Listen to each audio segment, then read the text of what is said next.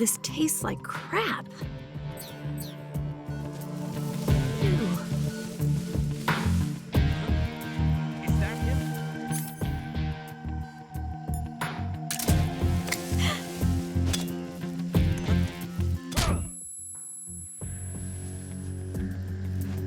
What's wrong?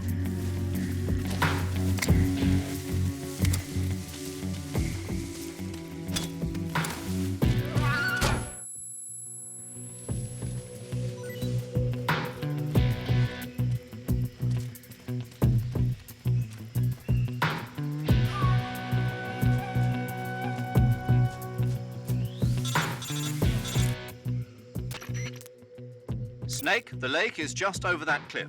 Eva should be able to climb it if you help her. Keep her close to you. We're tight.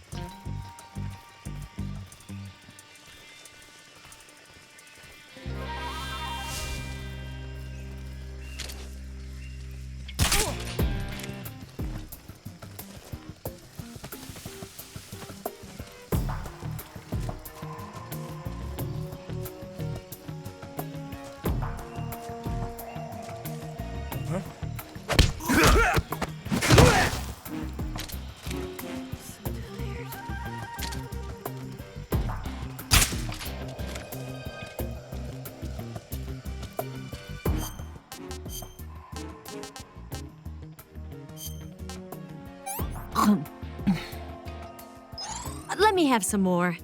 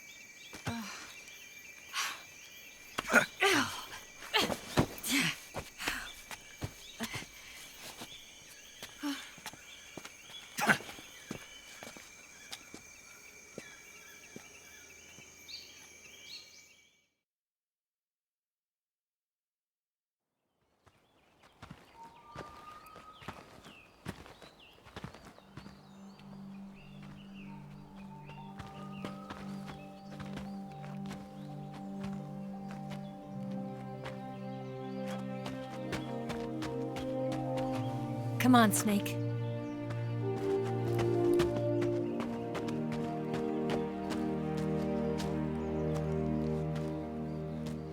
We made it. We made it. Over there.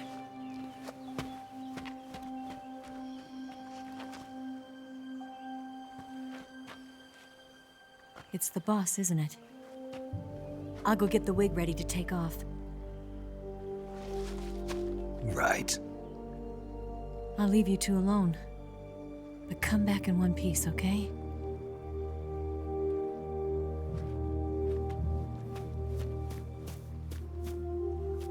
Promise me!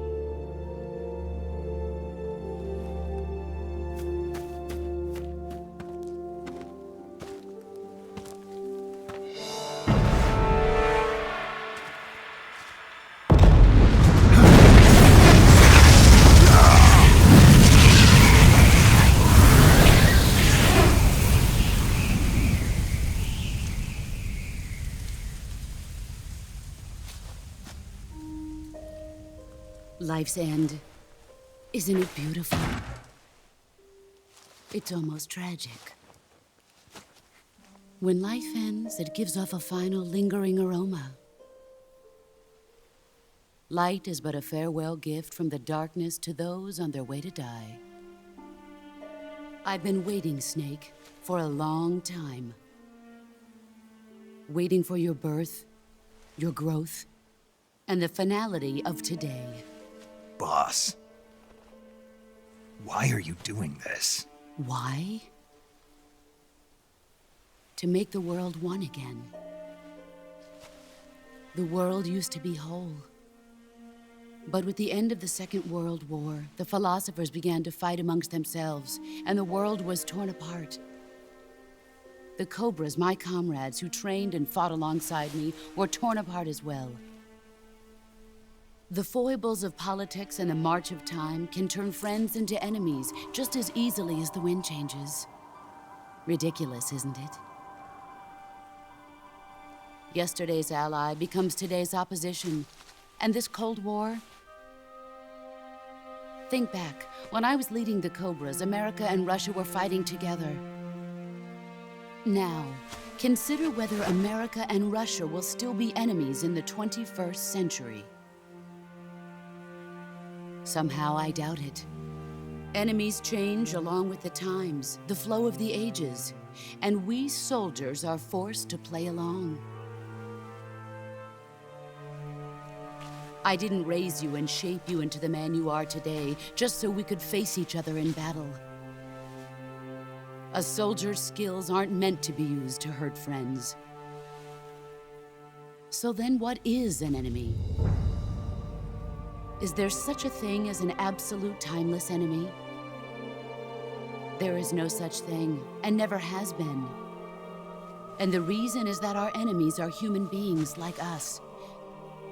They can only be our enemies in relative terms. The world must be made whole again. The philosophers must be reunited. I will devote my skills to that purpose. And with the Colonel's money, I will achieve that end. Just as I once created the Cobras. They are my family. I may no longer be able to bear children, but I still have a family. It was November 1st, 1951. I was in the Nevada desert participating in atomic testing. The name Nevada is derived from Spanish, covered in snow, white as snow. And snow is exactly what I saw in that Nevada desert. It froze my blood white. Snake, you were an atomic test subject, weren't you? On Bikini Atoll. That's part of the reason I was drawn to you. You and I are alike. We're both slowly being eaten away by the karma of others. we'll never have the chance to die peacefully of old age. We have no tomorrow. But we can still have hope for the future. In 1960, I saw a vision of the ideal future from space. 3 years earlier, the Soviet Union had succeeded in launching Sputnik, the first man-made satellite in history, into orbit. This came as a huge shock to the United States. In response, America threw everything it had into its own manned spaceflight project, the Mercury program. Even as the Soviets seemed poised to send their first man into space, America was still experimenting with chimpanzees and rockets. The government wanted human data, so they secretly decided to send a human being into space. I was the one they chose. At the time, they didn't have the technology to block out cosmic rays, and whoever they sent up would inevitably be exposed to heavy radiation. That's why they chose me. After all, I'd already been irradiated once. Of course, you won't find any of this in the history books. I could see the planet as it appeared from space. That's when it finally hit me. Space exploration is nothing but another game in the power struggle between the US and the USSR. Politics, economics, the arms race, they're all just arenas for meaningless competition. I'm sure you can see that, but the Earth itself has no boundaries. No East, no West, no Cold War. And the irony of it is, the United States and the Soviet Union are spending billions on their space programs and the missile race, only to arrive at the same conclusion. In the 21st century, everyone will be able to see that we are all just inhabitants of a little celestial body called Earth. A world without communism or capitalism, that is the world I wanted to see. But reality continued to betray me. In 1961, I was sent to Cuba, to Bahia de Cochinos. It was part of a CIA-sponsored invasion under the guise of taking Cuban exiles back to their country. But the US government betrayed them. Our weak-kneed president held back their air support. Defenseless, the exiles were annihilated by the Cuban army. All I could do was watch in silence. I was set up by the very country I'd sacrificed so much for, by the very government I dedicated my life to defending. I was driven from the surface world, and I went underground. Then, 2 years ago, I faced the Sorrow, my old comrade in battle. He was my friend. But one of us had to die. I was left with no choice. The Sorrow gave his life for me. There is no enmity between us. One must live, and one must die. That was the mission. The ones who gave me that mission were the philosophers. Early in the 20th century, the true holders of power in the United States, the Republic of China, and the newly formed Soviet Union gathered together in a secret meeting that would later be known as the Wiseman's Committee. The secret pact they formed there marked the beginning of the philosophers. But the last of the original members died in the 1930s. After that, the organization began to run out of control, and the Wiseman's Committee degenerated into a mere shell of its former self. The philosophers of today have no sense of good or evil. Their influence extends to countries and organizations involved in every aspect of every war. They have become war itself. That's how they operate. The sacrifices of war cause a shift in the times. This shift leads to renewed conflict, and in turn triggers the next war. Like a nuclear chain reaction, each conflict sparks countless others, forming an endless spiral that will continue on for eternity. Do you understand what I'm saying, Snake? By consuming me and you, the philosophers intend to keep that cycle going forever. It was my father who explained all of this to me. He was one of them. You see, I am the last remaining child of the philosophers. But after he revealed the truth, my father was killed by that same shapeless, formless organization. And my father isn't the only thing the philosophers have taken from me. In June of 1944, the Cobras and I took part in the landing at Normandy. We'd been given a top-secret mission to locate and destroy enemy V-2 rocket installations. I was pregnant at the time. The sorrow was the father. I gave birth on the field of battle. A beautiful baby boy. But my child was snatched away from me by the philosophers.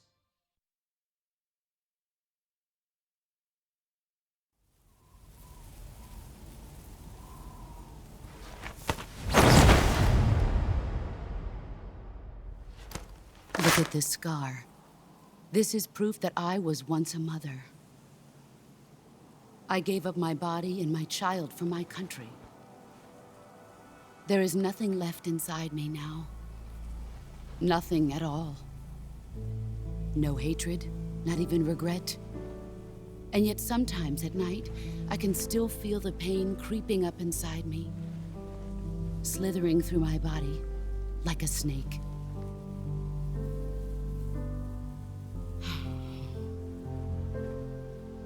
I've never talked this much about myself before.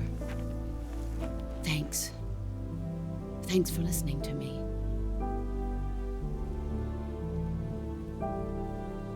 I feel content. Snake, commence the operation. I raised you. I loved you. I've given you weapons, taught you techniques, endowed you with knowledge. There is nothing more for me to give you. All that's left for you to take is my life, by your own hand. One must die, and one must live. No victory, no defeat. The survivor will carry on the fight. It is our destiny. The one who survives will inherit the title of boss. And the one who inherits the title of boss will face an existence of endless battle. I'll give you 10 minutes. In 10 minutes, MiGs will come and bomb the hell out of this place. If you can beat me in less than 10 minutes, you'll be able to escape in time. Let's make this the greatest 10 minutes of our lives, Jack. Boss. You're a soldier. Finish your mission. Prove your loyalty. Face me. I come. Excellent, Jack.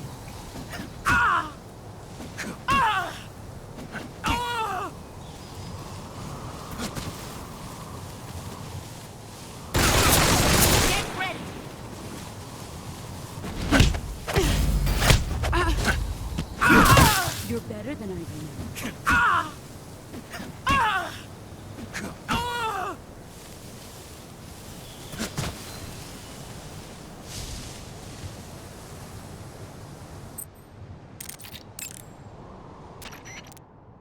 Snake, it's time to complete your final mission. This is where you fulfill your loyalty to your country, and perhaps to her as well. You must defeat the boss. The firepower of that Patriot pistol the boss is using is beyond compare. In a straight shootout, you'd lose every time. Your first concern should be to hide yourself while using camouflage. Maneuver towards the boss's blind side, wait for an opening, and attack her with a gun or CQC. Snake, it's all over if you lose sight of the boss. Don't let those falling flower petals confuse you. The boss is human just like you and me. If she gets distracted, she's sure to leave herself open to attack. Try throwing a magazine or a captured animal and see what happens. That gun the boss is using is a one-of-a-kind sidearm she had made especially for her. They call it the Patriot. Basically, they took the Army's experimental XM16E1, cut the barrel short, and took off the stock. It handles like a handgun, but it's got the stopping power of a rifle. Because the barrel is cut so short, it's got some nasty recoil, though. I can't believe she's using it with one hand. Now I see why she's the leader of the Cobras and a legendary hero. As long as the boss is firing that Patriot at you, frontal attacks are gonna be useless. Get around to her back or side and attack her from there. Move! If the boss gets you with a CQC attack, there's a chance she'll disassemble whatever weapon you've got equipped at the time. The disassembled weapon will turn into item boxes and scatter around the area. Try and recover them right away. One tactic you might want to try is blinding her with a stun grenade or a smoke grenade. While she's lost sight of you, move around to her side or back and attack her. Snake, move through the flower field so the boss can't see you, and try to get behind her. Use the active sonar or the motion detector to figure out her position, but keep an eye on the batteries. So the boss called in the MiGs. The MiGs the boss called in are probably MiG-21s, a Soviet frontline fighter. They can be equipped with rocket pods and bombs for air-to-ground attacks. If the MiGs dump napalm on you, you can kiss your ass goodbye. You gotta beat the boss before that happens. Watch out for the boss's Patriot pistol. Any attack you make is going to be futile in the face of such overwhelming firepower. Attack her from the back or side. Use your camouflage to sneak into her blind spot. You can also crawl through the flowers in intrusion view. Use this technique to maneuver discreetly into the boss's blind spot. While crawling, you can use the directional microphone to locate the boss's position. That way, you can keep track of the boss's position as you move. The motion detector and active sonar will also prove useful. Sneak behind the boss so that she remains unaware of your position. In a proximity encounter, the boss will obviously try to use CQC on you. By pressing the CQC button at the very moment the boss launches a CQC strike, you can parry the attack. If you're successful, you can maneuver around to her side. That's your chance to use CQC on her. But if you fail, not only will she throw you, but she'll disassemble your weapon as well. Watch the boss's movements carefully. Timing is everything.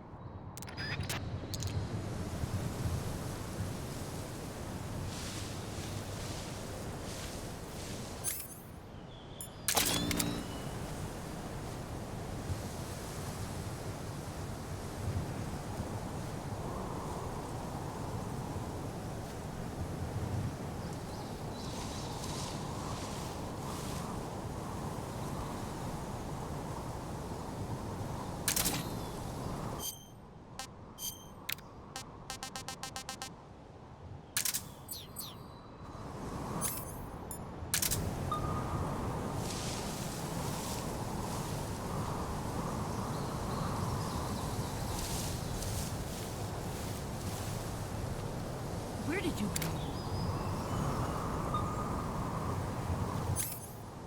Found you. Get ready!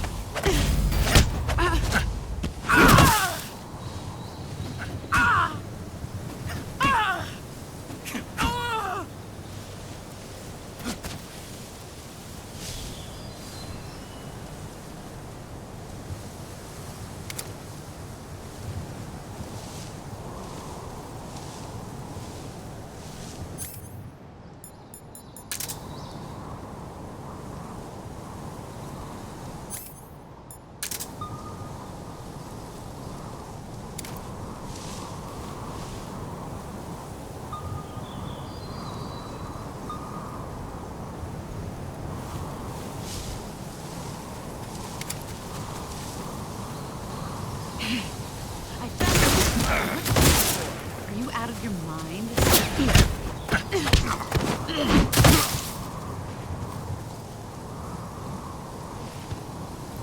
Pathetic.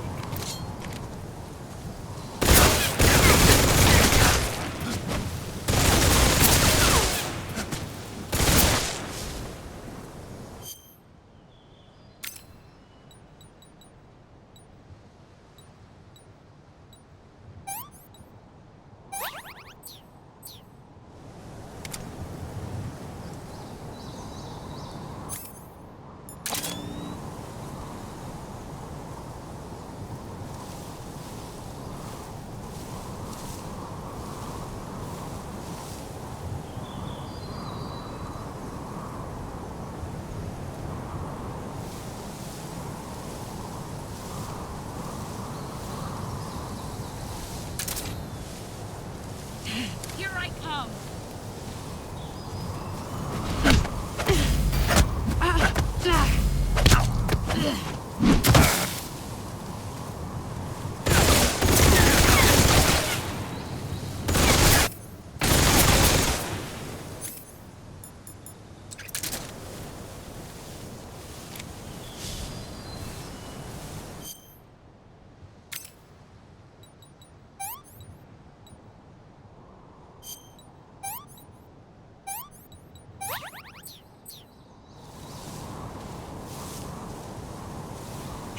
Brace yourself!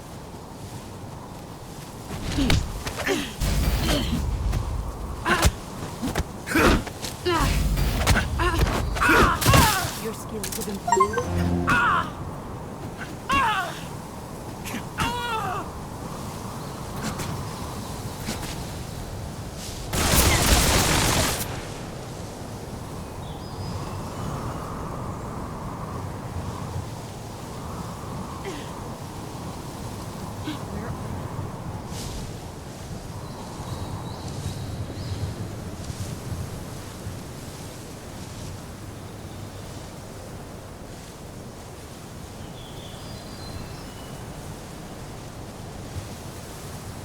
Let's see what you're made of.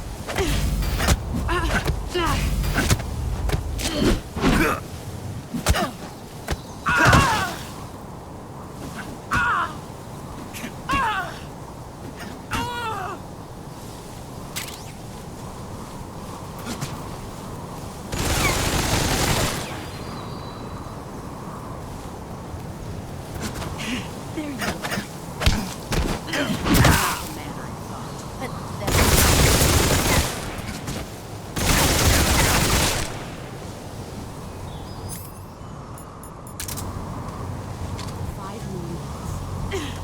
Here I come!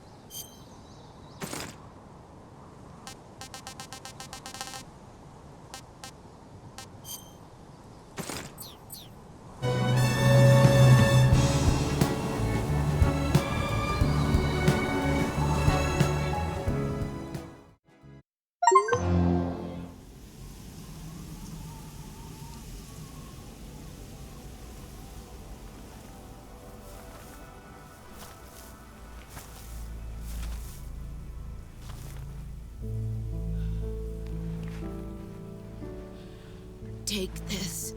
Keep it safe.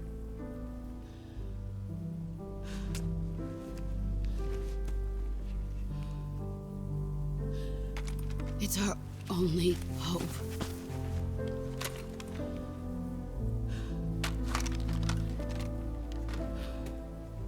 A patriot? Why are you giving me this? Jack. Or should I say, Snake. You're a wonderful man. Kill me. Kill me now. Do it.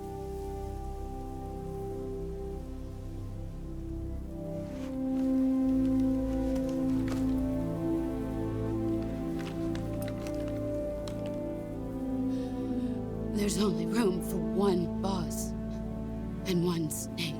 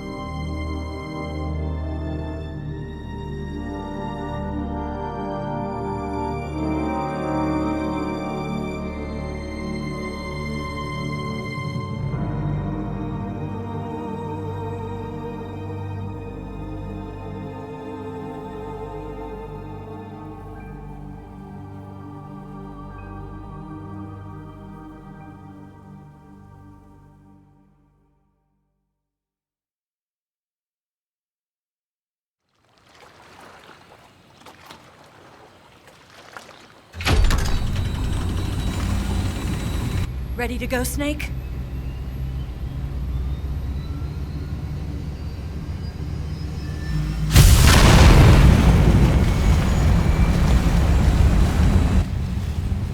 Are you okay? Snake? Yeah.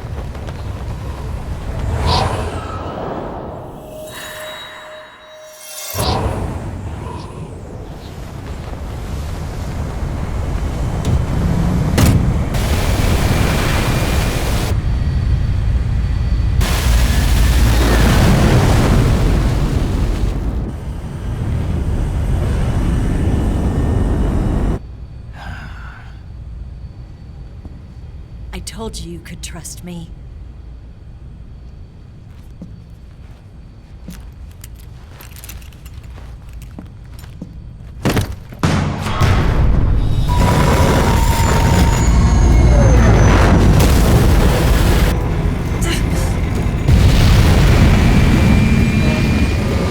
Snake! Ocelot! We're not done yet!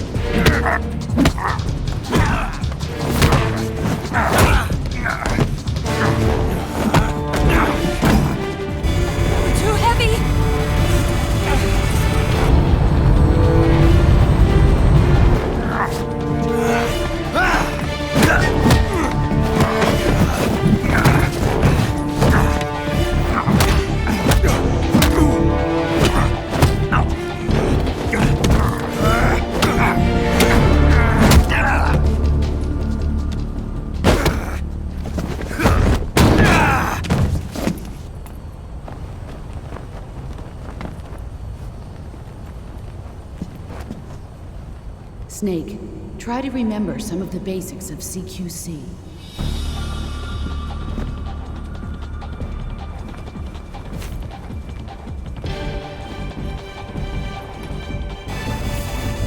Not good!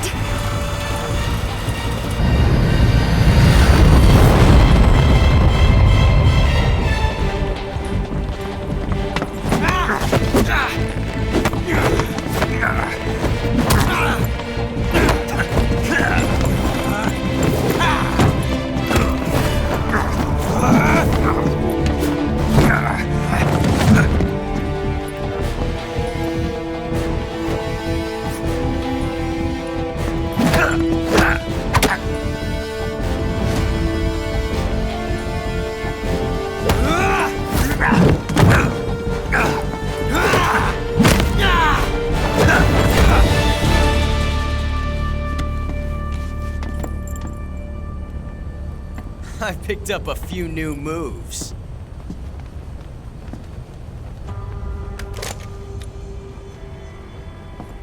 Huh. It doesn't feel right to shoot an unarmed man. But I'll get over it. Eva!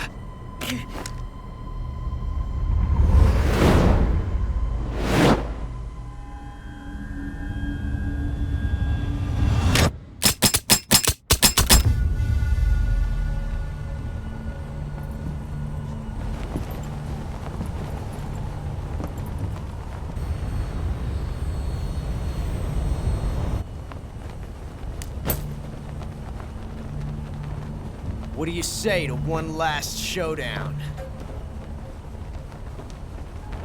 Yeah, all right.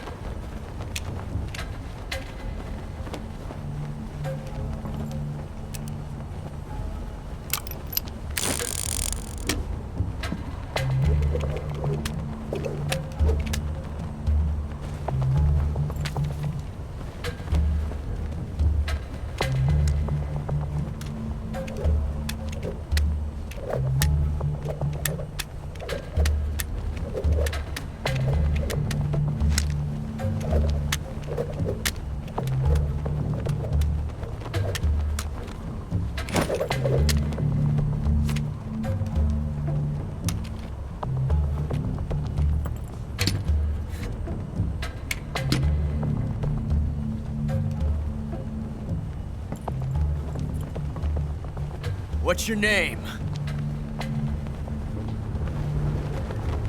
Snake. No, not that name. You're not a snake, and I'm not an ocelot. We're men with names. My name is Adamska. What's yours? John. Very well, John. Plain name, but I won't forget it.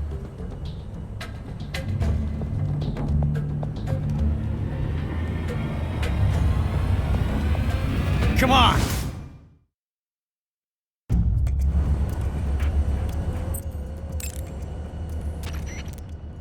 Snake, pick up one of the item boxes on the floor. One of them contains a loaded revolver. My bet's on you, Snake. Pick up the gun. Snake, pick up the gun already. Trust your instincts. It's too late to back out now, Snake. Pick up the gun.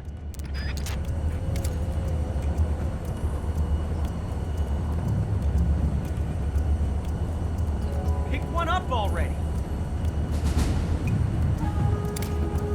Pick one!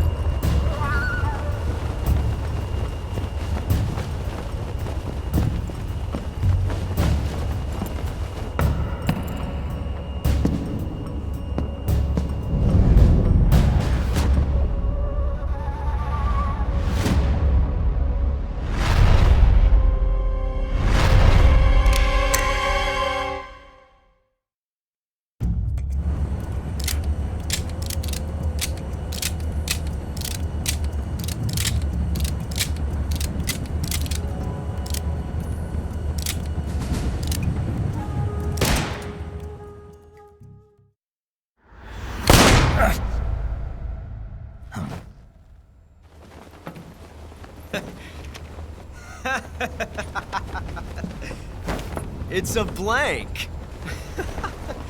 Oh, that was fun.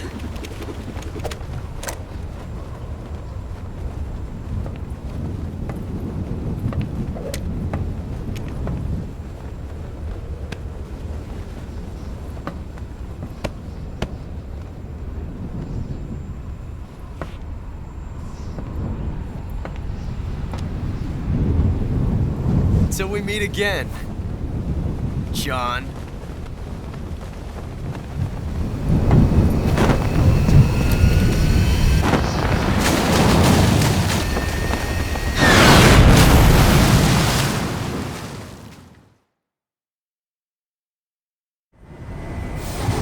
Snake! Give me a hand! Pull!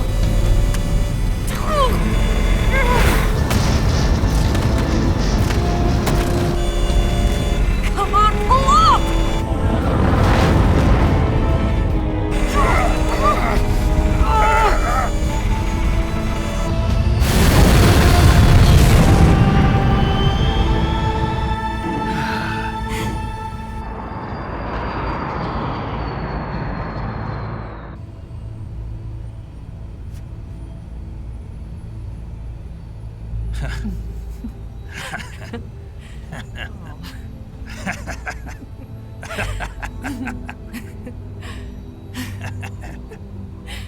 We made it. Yeah, we sure did.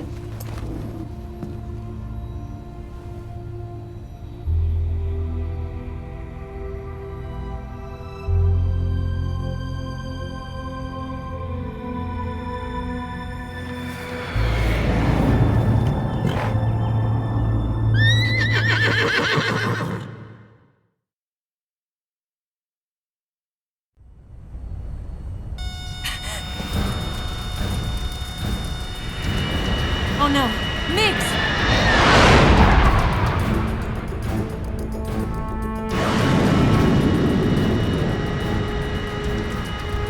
There's no way out! What are we gonna do? We've come too far to let them stop us now. Those things have got to be armed. It's no use. There's no way we can outmaneuver them.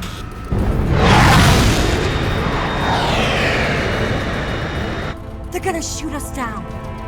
We were so close. Weapon systems on.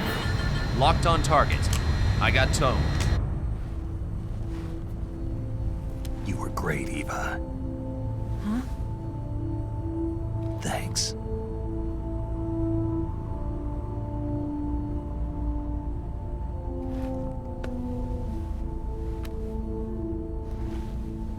Oak 19, this is Control. Stand by for a direct order from the chairman. Oak 19, return to base immediately. Do you read me? This is a direct order from Comrade Khrushchev. Return to base immediately. Oak 19, do you copy? Understood. Aborting mission. RTB. Look! The MiGs are turning back! Woo!